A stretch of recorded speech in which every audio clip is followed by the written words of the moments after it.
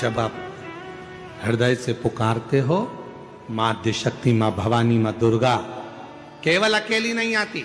लोग कहते हैं नवरात्रि में 9 दिन तक माता की जोत लगाओ, देवी जी की जोत जल रही है। लोग कहते हैं कि नवरात्रि में माता जी की जोत लगाओ, केवल ज्योति जल रही है। ना ना, हम माता के मंदिर में, हम अपने घर के अंदर देवी की जोत क्यों जलाते हैं? उसका कारण एक होता है कि माता तो मूर्ति के रूप में विराजमान है, माता तो जवारे के रूप में विराजमान है, माता तो स्वरूप के रूप में विराजमान है, माता तो फोटो के रूप में विराजमान है। पर जोत जगाने का मतलब यह होता है कि जो ज्योति है वो शंकर का प्रतिबिंब स्वरूप है, और मां के सामने जब ज्योत जलाई जाती है तो शिव और शक्ति उसी स्थान पर आकर विराजमान हो जाते हैं, जिसको ज्योतिर्लिंग का प्रतिबिंब स्वरूप भी कहा जाता है। शिव और शक्ति दोनों विराज, दोनों।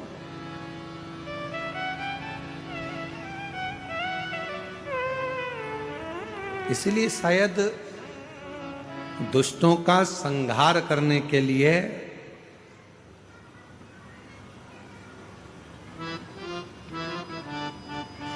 मां प्रकट जरूर है। लोग कहते हैं कि अकेली है, नहीं,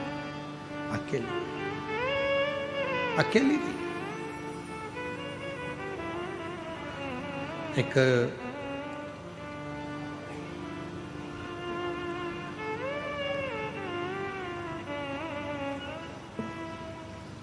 आप लोगों के स्मरण में है कि नहीं हमको नहीं मालूम, पर 2 माता ऐसी है,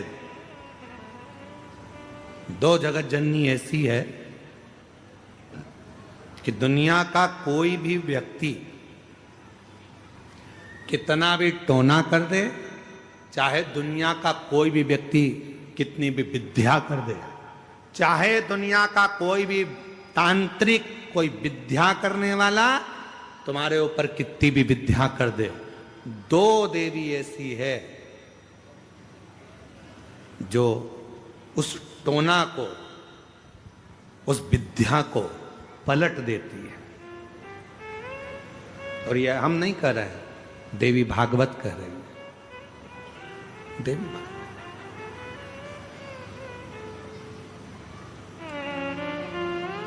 काली पुराण में भी इसका वर्णन आता है, देवी भागवत में भी इसका वर्णन आता है। 2 देवी ऐसी हैं जो कोई अपने ऊपर अगर विद्या कर रहा है और वो 2 देवी का स्मरण कर लिया जाए, उन 2 देवी का नाम लेकर मात्र शंकर के शिवलिंग के सामने जो अशोक सुंदरी वाली जगह होती है, वहां पर अगर इन 2 देवियों का नाम लेकर अगर जल चढ़ा दिया जाए तो किसी ने अगर विद्या करी भी होती है तो पलट जाती है। कोई कितना भी बड़ा तुम्हारे लिए तंत्र मंत्र कर रहा हो, वो तुरंत पलट जाता है, एक क्षण नहीं लगता, और उनका नाम लेने से ही पलट जाता है। 2 देवी, एक प्रत्यग्रा माता, एक है प्रत्यग्री माता, और दूसरी है दंतेश्वरी माता, जिसका काली पुराण में विशेष वर्णन लिखा।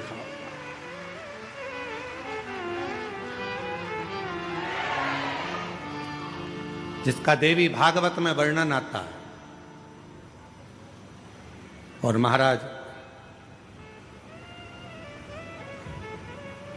प्रत्यग्री माता का वर्णन स्वयं यहां तक, प्रत्यग्रा माता का वर्णन यहां तक अथर्व वेद में भी प्रत्यग्री माता का वर्णन, और दंतेश्वरी माता का स्मरण यहां तक अथर्व वेद में भी वर्णित किया गया प्रत्यग्री माता का। काली पुराण में तो है, देवी भागवत में भी है। ये जो 2 देवियां हैं, एक प्रत्यग्री माता और दूसरी, जम के बोलो, दंतेश्वरी माता। ये 2 माता ऐसी हैं, अगर भगवान शंकर का ये शिवलिंग है, ये जलाधारी है, माता पार्वती जी का हस्तकमल, और यहां सामने एक मोटी सी लाइन होती है अशोक सुंदरी का स्थान, इधर गणेश जी, इधर कार्तिकेय जी। जब हम दक्षिण में खड़े होकर, उत्तर में मुख कर कर, यहां खड़े होकर जब हम शिवलिंग पर जल चढ़ाते हैं और अपने जल के पात्र को थोड़ा सा आगे बढ़ाकर हम इस स्थान पर, अशोक सुंदरी के स्थान पर, इस यहां खड़े होकर जल चढ़ाते समय इस स्थान पर अपने पानी के लोटे को आगे बढ़ाते हैं और जल को यहां गिराते हैं। प्रत्येक गिरी माता का नाम लेकर या मां दंतेश्वरी का नाम लेकर जब हम चढ़ाते हैं, आज दिन भर में अगर कोई ने भी हमारे ऊपर विद्या करी होती है, वो 2 मिनट के अंदर वो कटकर गिर जाती है और कोई असर नहीं हो पाता। 2 मां, एक मां दंतेश्वरी, एक प्रत्येकगिरी। कौन है ये प्रत्येकगिरी माता? तो शिव महापुराण में बड़ा सुंदर वर्णन आया कि जब हिरण्यकशिपु ने बहुत तप करा, बहुत तप,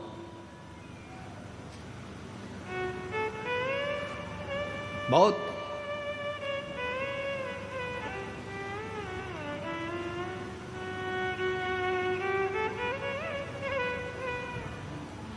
मेरा निवेदन है आस्था चैनल वालों से, कथा लाइव चल रही है, उनसे हम निवेदन करेंगे कि आपके पास में दंतेश्वरी माता का फोटो हो तो आस्था चैनल वाले अवश्य दिखाते रहें बीच बीच में जहां कथा चल रही है।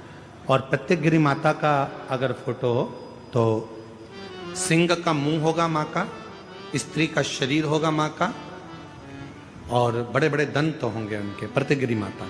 अगर वो भी चित्र हो तो अवश्य जहां कथा चल रही है तो लोगों को मालूम पड़े कि प्रत्येकगिरी माता कौन सी है, दंतेश्वरी माता कौन सी है, उनका स्वरूप का दर्शन अवश्य करा।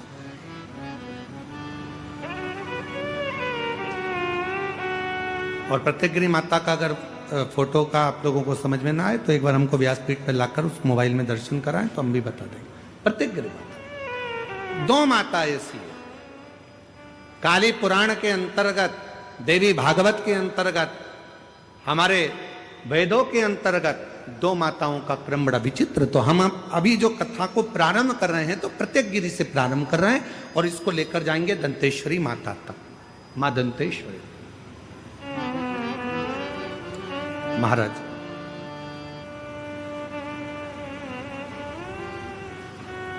हिरण्यकशिपु ने तप किया, वर मांगा भगवान से, वर प्राप्त किया। ना नीचे मरूं, ना ऊपर मरूं, ना अंदर मरूं, ना बाहर मरूं, ना अस्त्र से मरूं, ना शस्त्र से मरूं। एक प्रत्येकगिरी माता का मोबाइल पर निकालेंगे।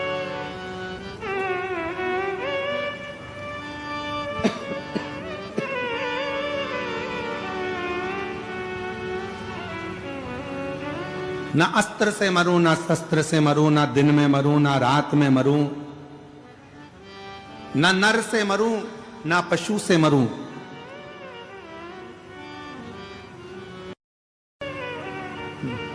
ना ही 12 महीने में मरूं। ये हिरण्यकशिपु ने वर मांगा, वर दिया तथास्तु, ठीक है। और वो वर मिल गया। हिरण्यकशिपु बड़े बहुत प्रबल हो गए। ऐसा वर प्राप्त हो गया कि अब मेरे प्राण नहीं छूटेंगे। ऐसा वर मिल गया मुझको कि अब मैं मरूंगा नहीं। खूब खूब उत्पात हिरण्यकशिपु ने मचाया। घर आया तो पता चला कि मेरी धर्म पत्नी के गर्भ से एक बेटे ने जन्म लिया है जिसका नाम प्रहलाद है, जिसका नाम प्रहलाद का जन्म।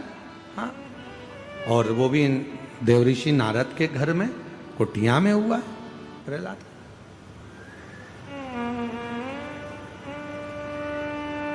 हिरण्यकशिपु प्रहलाद की भक्ति को देखते रहे, क्योंकि प्रहलाद देवऋषि नारद के घर में रहे तो उन्होंने भगवान का भजन सुना, भगवान का स्मरण सुना।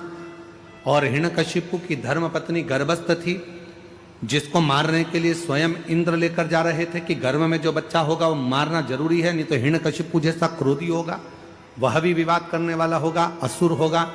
तो नारद जी ने उसको छुड़ा लिया था और नारद जी ने उसको इतना ज्ञान दिया था, इतना ज्ञान दिया कि गर्भस्थ बालक भगवान की अविरल भक्ति में डूबने वाला उत्पन्न हुआ। इसलिए हमारे पुराने समय की माताएं कहती हैं कि गर्भ में जब बच्चा रहे उस समय पर रामायण गीता का स्मरण करना चाहिए, गर्भवती नारी को भगवान का भजन करना चाहिए, गर्भवती नारी को भगवत स्मरण करना चाहिए, गर्भवती नारी को भगवान को जल चढ़ाना चाहिए, गर्भवती नारी को अच्छे अच्छे पुराण वेद और शास्त्र श्रवण भी करे और पढ़े भी। पर आज के जमाने में जैसे गर्भ ठेरता है डॉक्टर कह देते हैं बेड रेस्ट, पलंग पर पड़ी रहो दिन भर।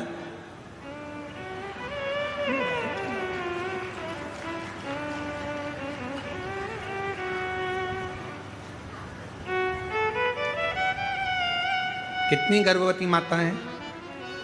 ईमानदारी से बोलना, तुम्हारे मोहल्ले में भी कई गर्भवती माताएं होंगी। कितनी हैं जो रामायण पढ़ती हैं, कितनी हैं जो गीता पढ़ती हैं, कितनी हैं जो शिव पुराण पढ़ती हैं, कितनी हैं जो भागवत पढ़ती हैं?